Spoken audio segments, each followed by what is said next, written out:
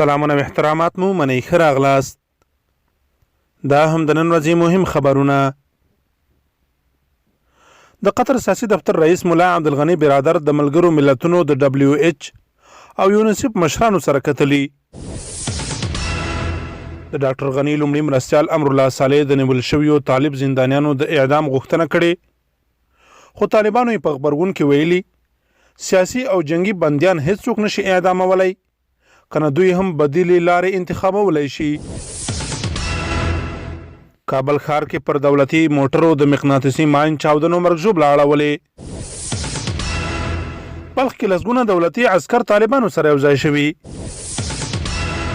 بغلان کې د طالبانو برید له امله 8 تنه دولتي عسکر وژل شوي دي. د پکتیا اوسیدونکي وایي سړې خونې په خراب کیفیت جوړې او پراخ فساد پکې شوی. بریتانوي جنرال ټیم براس وایي د بهرنیو ځواکونو وتل یوازې د افغانستان نه بلکې د امریکا په ګټه هم دي. اندونیزیا کې د زلزلې له امله د مړو شمیر 88 تنو ته پورته شو. ایران ملګرو ملتونو کې د رایې ورکولو له حق څخه محروم کړل شو.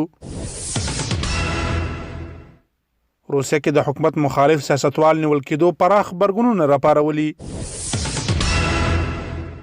ترکمنستان کې د برېښنا ستنې لګېدو سره چورلکه سقوط 3 سرحدي پوځیان وژل شوي.